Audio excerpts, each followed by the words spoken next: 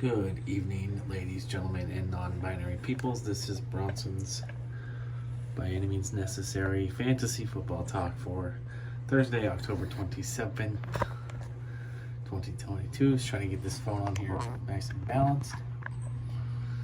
Alright, so I made this list a couple hours ago before the game started. So the Tampa Bay and no Baltimore receivers on this list. But the two Tampa receivers will be on the list still. I'm kind of following the game, tracking the game online. Doesn't look like there's a whole lot going on, so maybe those guys won't live up to the billing. But they're on the list anyway. What did I do today? Nothing. Slept. I'm sleeping way too much. I don't know what is going on. I do think I need to go. I don't really have a doctor though. I don't have a primary physician. I haven't had a primary physician since I was a child. A pediatrician. Oh, I obviously can't go see a pediatrician. I'm not a child anymore. But yeah, I don't know. I'm sleeping too much. Something's going on. But I packed, got my stuff ready for my trip tomorrow, and hopefully it doesn't pour down rain because I will be driving up to SeaTac. I don't want to pay for a train ticket round trip. I'm just gonna drive up to Tukwila, leave my car there for the weekend, and go from Tukwila, the Amtrak station, to the airport, there's a nice little shuttle bus, so it was the cheapest option for me. Seattle to Minneapolis is direct, so the price was good, too good to pass up. And Seattle's not that far. It's just like literally, it's always been a nice drive. Even when I made it from Lake Eugene, it was a nice drive. So I'm considerably closer now. So I don't think I have driven to Seattle since I lived here. I don't think I have, because I didn't drive most of the time I lived here. And then last time I went to Seattle, I took the train and the Greyhound. So yeah, so it'll be nice. As long as it's not pouring down rain, it'll be a nice drive tomorrow. So like today's a perfect day. This is, if we could have weather like this year round, this would be perfect. It's nice and clear, nice and sunny, like 50 something degrees. It's not too hot, not too cold. It's great. This is like, if there's a place in the world where we get weather like this all the time, I want to know about it, because that's where I want to live. Even if it's the middle of nowhere, like Kansas or something. I assume Kansas is really dry and cold, but I think they get snow. I don't want snow either, so yeah, I guess I'm kind of picky, kind of finicky with my weather.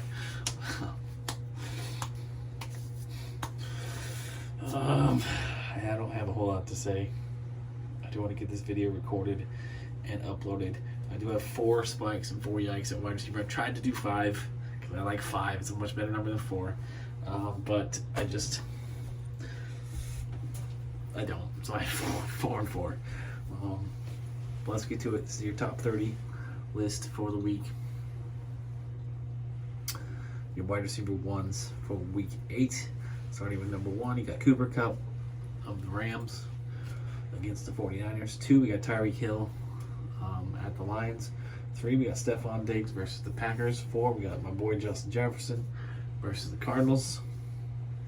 5, we got Devontae Adams at the Saints. 6, we got T. Higgins at the Browns. T. Higgins moving way up the list because Jamar Chase is out for 4 to 6 weeks.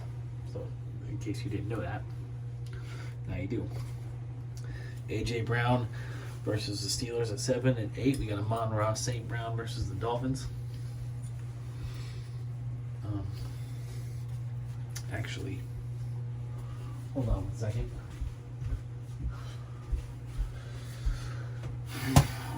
9, we got Mike Evans versus the Ravens. 10, we got Jalen Waddle versus the Lions. So 2 Dolphins wide receivers in the wide receiver 1 line again. And then Mike Evans on the wide receiver 1 line. So hopefully he can meet the production anticipated for him today. Wide receiver 2s, 11 through 20. We got CeeDee Lamb versus the Bears. 12, we got DeAndre Hopkins on the Vikings. 13, we got Chris Godwin versus the Ravens. So we got 2 Tampa wide receivers in the top 13. 14, we got Amari Cooper versus the Bengals. 15, we got Chris Olave versus the Raiders. 16, Tyler Lockett versus the Giants. 17, Michael Pittman versus the Commanders. 18, we got DJ Moore moving way up this list because of the quarterback change. PJ Walker may not be the greatest quarterback, but he knows how to give DJ Moore the ball, and that's kind of important. So DJ Moore at the Falcons. 19, we got Cortland Sutton at the Jaguars. And 20, we got DK Metcalf versus the Giants. It sounds like DK Metcalf may play in this game. Maybe the injury truly was not as serious as we all kind of thought. I thought he'd miss a week at least. But all indications at this point on Thursday are that he's going to play on Sunday. Wide receiver 3s, 21 through 30. We got Devontae Smith versus Pittsburgh. 22, we got Deebo Samuel way down here, 22. There's some concerns that he may not play against the Rams. And there's also obviously some concerns that if he does play, he's going to not be 100%, which is putting him in the flex line. 23, we got Jacoby Myers at the Jets. 24, we got Gabe Davis versus the Packers. 25, we got Deontay Johnson versus the Eagles. It's been a tough sledding for Deontay Johnson this year, and the Eagles are a really tough matchup for him. 26, we got Terry McLaurin at the Colts. 27, we got Tyler Boyd, who should be the biggest beneficiary of the Jamar Chase injury. If Tyler Boyd's available in your league, you should probably get him. I picked him up in several leagues earlier today. 28, we got Brandon Cooks versus the Titans. 29, we got Christian Kirk versus the Broncos. And 30, we got Adam Thielen versus the Cardinals. So 2 Vikings wide receivers making the top 30 list this week as well. And what I'm hoping is really exciting, high-scoring affair, because I'm going to be there. So, my spikes. I do actually have 5 spikes, so I need to figure out who the fourth. I do have 5 yikes, so I need to figure out who my 5th spike is going to be. So, my first yike is that's a wide receiver 1. Is Amon-Ra St. Brown. Okay, so he's got knocked out of the game last week because of a concussion. So he wasn't super productive. There's some concern about if he's even going to play in this game or if he's going to be able to be 100%. Why did it get all dark? It was weird. And he's going to see Xavier Howard. And Xavier Howard, I think, is a really good corner. I think the Dolphins' defense has definitely been underwhelming this year. But Xavier Howard did shut down. I forgot who they played last week. Shut down someone played somebody last week. They shut it, and Xavier Howard did a pretty good job of keeping him in check. So I think with less than 100% Amon-Ra St. Brown, I don't have him in the wide receiver 1 line. I have him in the wide receiver 2 line. So who am I going to move up then? I'll figure that out later. A couple of wide receiver 2s, bottom end wide receiver 2s who I'm a little concerned about, starting with DJ Moore. I believe in DJ Moore's talent. He's very, very good. And PJ Walker is getting the ball, which is nice to see. It's nice to see DJ Moore be a relevant fantasy option again because we used a really high draft pick on him. However, I do believe AJ Terrell is still playing for the Falcons, right? Maybe he got hurt. Maybe I'm thinking of somebody else. AJ Terrell. I guess I should have looked into that before I started filming. I apologize. If AJ Terrell's not playing, then DJ Moore is fine. Yes. If AJ Terrell's not playing, or if AJ Terrell is playing, I think DJ Moore is going to struggle. He's more of a high-end wide receiver 3, less of a wide receiver 2 for me. And then Cortland Sutton at 19. Cortland Sutton's been ass the last 3 weeks. I wouldn't start him against the Jaguars, whether Russell Wilson plays or not. It's hard to trust them right now. And then DK Metcalf. I don't know. That's a risky one because I think he's more hurt than anybody's really letting on. I think he's I think he's going to be a decoy out there to the Giants secondary. The Giants defense is solid, not spectacular, but solid this year. I think it's going to be a big Kenneth Walker day, going to be a big Tyler Lockett day, big day for the tight ends maybe. Not so much DK Metcalf. My gut instinct is telling me that DK Metcalf is going to have a bad day, so he's more of a flex for me. And then my other yike is Deontay Johnson. It's really hard for me to say this because I was so high on Deontay Johnson coming. This is like the second year in a row I've been like in love with a wide receiver on draft day. Last year's Allen Robinson, this year's Deontay Johnson, and they've been bad. Deontay Johnson is a guy who is. I'm benching him this week. If I even still own him, I actually did drop him today to pick up Tyler Boyd, which was a hard decision for me to do. But I believe in Tyler Boyd over the next month more than I believe in Deontay Johnson for the rest of the season. So the Pittsburgh quarterback situation is not going to get solved this year. So it's rough. Deontay Johnson is not a start for me this week. He's outside my top 30. He should be on your bench as well as he's on my bench. Now for my spikes, I gotta figure out who in the wide receiver twos I'm gonna spike.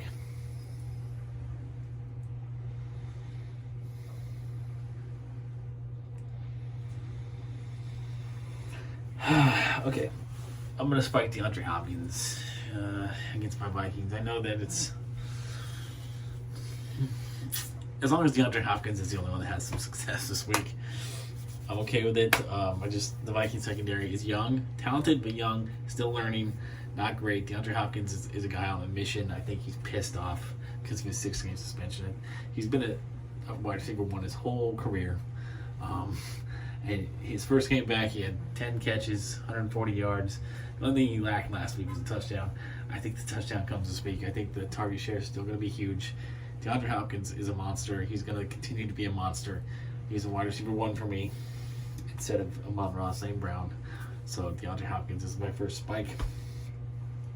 And then my other spikes, a couple of wide receiver threes. Debo. What the hell? I mean, come on. I understand that he's hurt. He's got a tough matchup against Jalen Ramsey, but this is Debo we're talking about. San Francisco has always done a really, really, really good job of manufacturing touches for Debo to where he's always a factor in the game. I see, even if he's not 100%, there's absolutely no reason he should be outside the top 20, outside the top 15.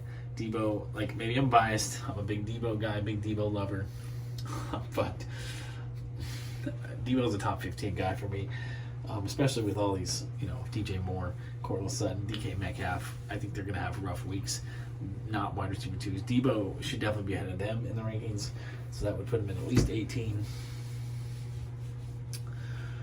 But I would definitely put him ahead of Michael Pittman at 17. We don't know what that Colts passing offense is going to look like with Sam Ehlinger. And then,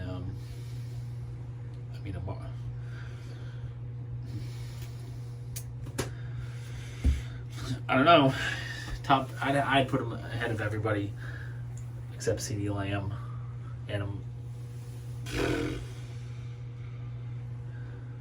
I'd have him at 12. I'll put Debo at 12, ahead of Amon-Ra St. Brown, ahead of Chris Godwin. I'm arguing for Chris Olave. Debo's a top 12 wide receiver for me, even not at 100%. And then my next spike, Tyler Boyd. Tyler Boyd is going to have a big week this week against the Browns. 27 seems a little too low. Excuse me, a little too low for me.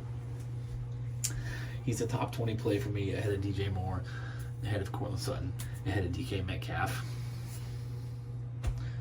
And then a couple of guys outside the top 45. We're going deep here.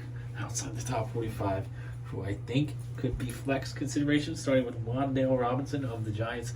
Wan'Dale Robinson is the de facto number one wide receiver for the Giants, even though they all suck. None of them have done anything. It's amazing that the Giants have done so well without having really anybody other than Saquon Barkley on the offensive side. But The Kadarius Toney distraction is gone. Wendell Robinson, as he gets more experience, more healthy, his production is going to go up. He's worth a look as a flex play against the Seahawks secondary in Seattle. And then Paris Campbell, back-to-back 10-plus catch days. Even with the QB change to Sam Ehlinger in the probably much less proficient passing game. Maybe proficient's not the right word. I know that the last couple of weeks, Colts have been throwing the shit out of the ball. That's going to go down with Sam Ehlinger. But Michael Pittman should still be fine. Still probably a wide receiver 2. Still going to see a big amount of volume. And I think Paris Campbell, his volume may go down, but I think his efficiency will probably go up. So he's not going to have these 10-catch days where he doesn't really do anything with them, like Deontay Johnson or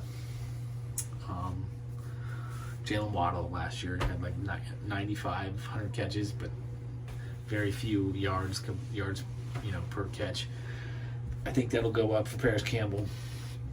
I think he's going to be more around the 6 to 8 catches, and same amount of yardage. Hopefully, some touchdowns, some more big plays. So Paris Campbell also, because of the target share that he's been seeing lately, is worth a look as your flex. So yeah, that's it, I guess. I'll get to running backs. I don't know when I'll get to running backs. Probably not tonight. Possibly tomorrow. It depends on how much I sleep. But my sleep is becoming very volatile, and my sleep is becoming very aggravating. Honestly, it's like I'm missing out on. I haven't worked breakfast in Uber in days, and which it's not that big of a deal. It's not that lucrative. I just like it because there's just the traffic is mellow. It's just relaxing to be out there for breakfast, out there on the road at that time of day, as opposed to right now, rush hour, dinner time. A bit ridiculous out there, especially with all the construction going on Mill Plain, which is where I do most of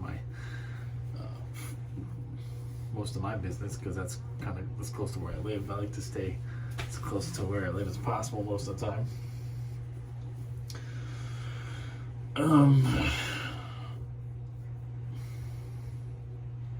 Yeah, so depends on what time I get up tomorrow. I do want to do a little bit of work tomorrow before I leave, and I want to maybe possibly film some content. I want to do some stuff tomorrow other than sleep and drive to Seattle and fly to Minneapolis. So we'll see. We'll see. But I'm getting the wide receivers out right now on a Thursday, so I'm trying to stay ahead of schedule. I don't want to be putting content out there Saturday night or Sunday morning after the game starts. So I'm trying. I'm a work in progress. I'm constantly a work in progress, as are all humans, right? None of us are perfect. Some of us are very far from it. So, great peace, love, and nacho fries. Oh, today I had some Wingstop the first time. I've been going to Wingstop, picking up a lot of deliveries for Wingstop. I'm like, this place is popular. They must have some good chicken. The wings were okay. I got boneless wings. I don't like the bone-in wings. I mean, I like the bone-in wings. I like the meat. The meat on the bone-in wings is so much better, so much more quality meat. It's like real meat.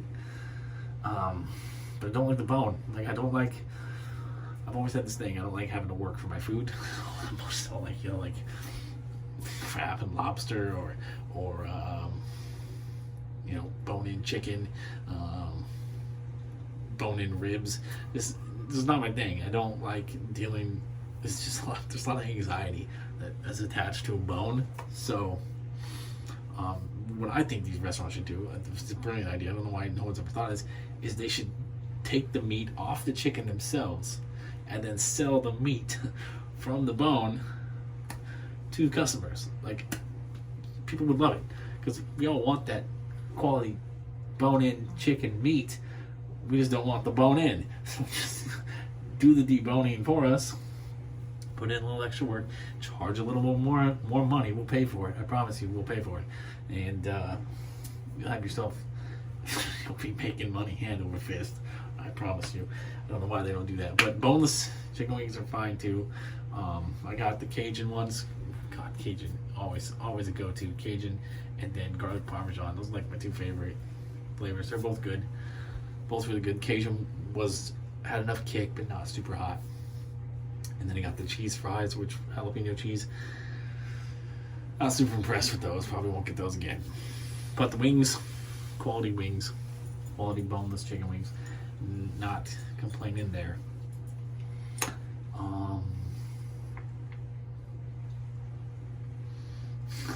Guess that's it. I've rambled on for like 4 minutes, so